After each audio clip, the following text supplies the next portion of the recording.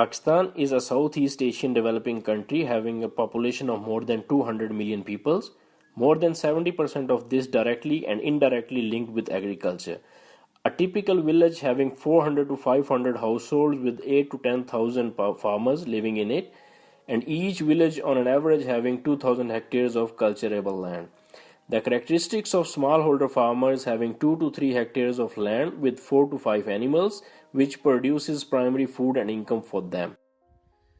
My name is Shoaib Tufail, and I'm working on a project with the help of ACIR, Australian Centre for International Agriculture Research, and we are working on development of village-based forest seed enterprises for the profitability and sustainability of smallholder farmers of Pakistan. There are some problems of low livestock productivity in Pakistan. Twice a year we have fodder gaps here. The severe winter time we have no fresh fodder, and then in the severe summer months we don't have fresh fodder. And because at that time the temperatures are so high that the fodder is not of that quality that we need for our animals. So that is one of the biggest reasons we go for silage. But it's a challenge. I mean, if those hot months are not only a challenge for fodder growing, but they are a challenge for animal health at the same time.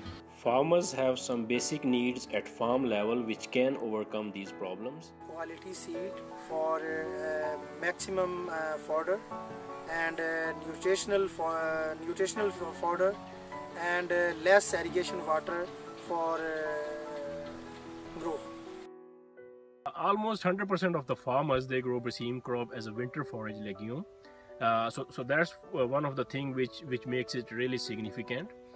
Then the second thing regarding that one is the adaptability. So if farmers are producing in such a great number, so that means that every farmer is actually grow the Brazil clover, and he needs at least a certain quantity of Brazil seed. Third point into that one is that the farmers are using the indigenous varieties, which is ultimately producing less quality of forage, of poor quality as well, and also it not contribute in terms of the seed production at the end of the day, and again create a big gap in the seed demand and supply.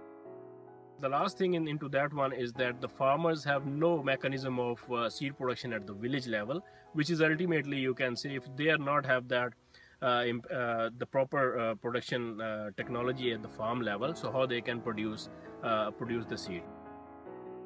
The most realistic approach would be to involve these farmers into that one, and we can develop a farmer participatory research approach in which farmer give us the feedback and we develop this project. We just select 5 of the small farmers in 2 districts of Pakistan, which is Kasur and Ukada.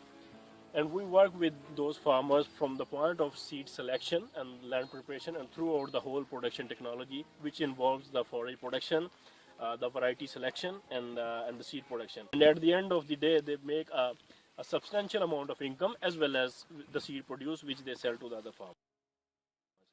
Out of those 5 successful small-scale business enterprises, we see that farmer can generate up to 420,000 rupees per hectare, which is a huge amount of money, and it's probably 3 and 4 times more than the money they will generate from any other cash crop grown in that area.